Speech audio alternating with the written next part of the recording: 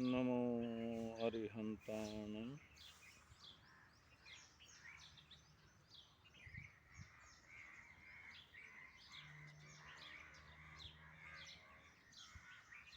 शत्रु दो प्रकार के,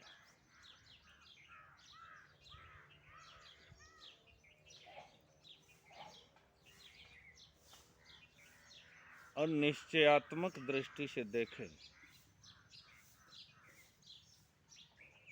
तो हमारा कोई शत्रु है ही नहीं। है भी तो उसकी तरफ से, हमारी तरफ से नहीं।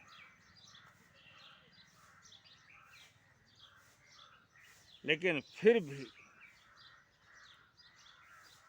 दो प्रकार के शत्रु बताए गए हैं, एक बाह्य और एक आंतरिक। बाह्य शत्रु यानी शत्रु का मतलब ही होता है जो हमें छिन्न भिन्न करता है, जो हमारा अहित करता है, जो हमारा बुरा चाहता है। ऐसे दो प्रकार के शत्रु, आंतरिक और बाह्य।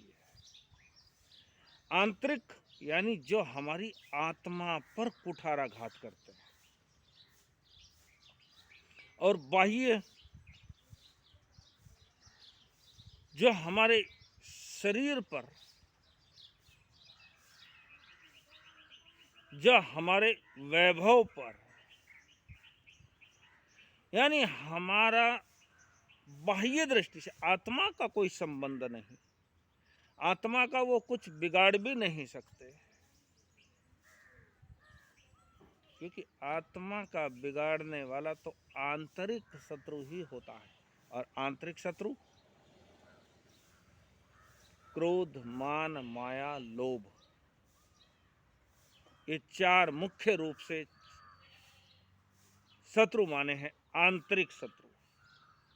और वो तो हमारी तरफ से होता है। क्रोध करेंगे हम, अहंकार करेंगे हम, मायाचारी करेंगे, या लोभ की प्रवृत्ति में डूबेंगे, तो वो हमारी तरफ से ही होगा। सामने वाला तो निमित्त बनता है, लेकिन अगर हमारे अंदर वो चीज नहीं है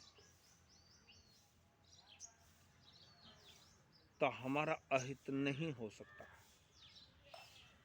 यह आंतरिक शत्रु है। और बाह्य शत्रु, जिसको हम आमतौर से शत्रु कहते हैं, हमारा किसी से लड़ाई झगड़ा हो गया हमारा शत्रु।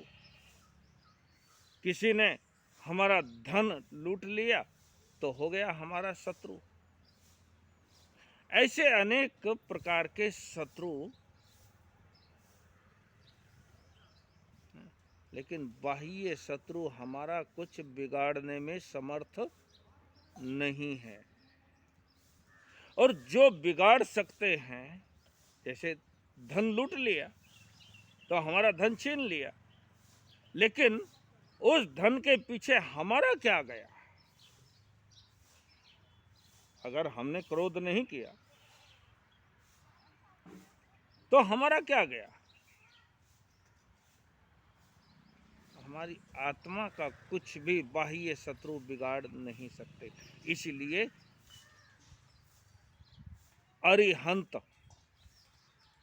अरि यानी शत्रु, और हंत यानी खत्म करने वाला, अपने शत्रुओं को नष्ट करने वाला। अरिहंत, नष्ट करना, वो कोई हत्या नहीं करते हैं।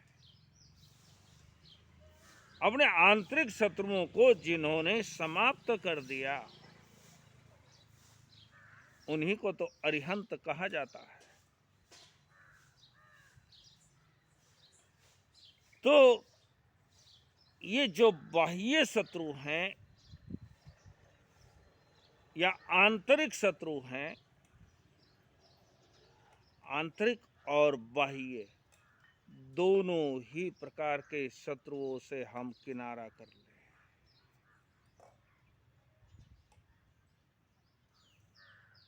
उनसे अलग हो जाए, उनका प्रभाव हमारे मन मस्तिष्क पर ना आने दे।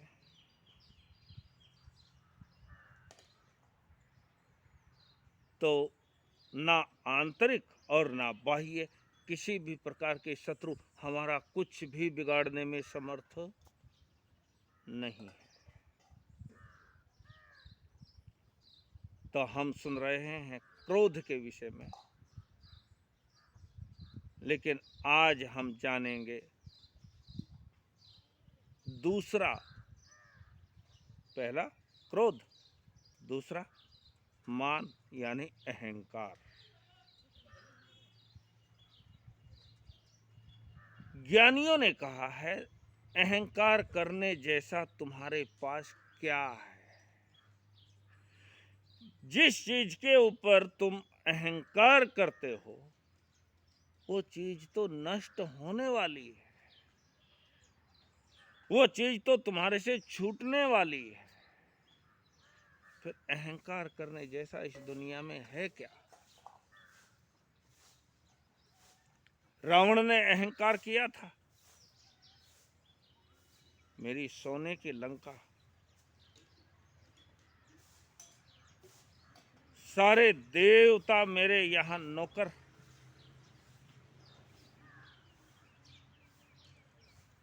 1,00,000 पूत 1,25,00,000 नाती, ता रावण के घर दिया न बाती।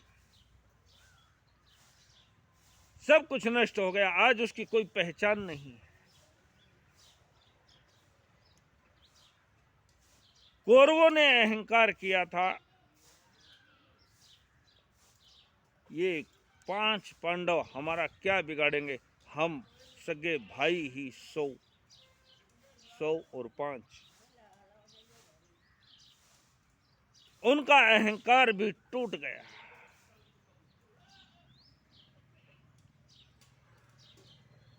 कंस अपने अहंकार में झूमते हुए उसने अपनी बर्बादी का रास्ता चुन लिया।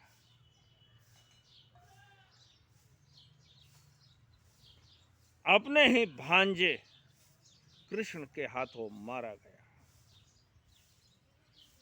अहंकार हमारे लिए बर्बादी का ही रास्ता चुनेगा। हम अपने लिए मुसीबत ही लाएंगे।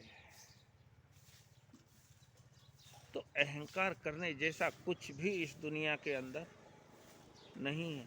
जब रावण की कुछ नहीं चली, कौरवों की और कंस की कुछ नहीं चली, तो हम किस खेत की मूली हैं? हम कर क्या सकते हैं? इसलिए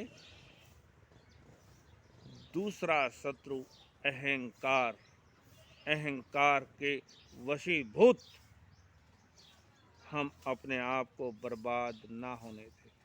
सहजता, सरलता, पवित्रता में जिए। ओम शांति।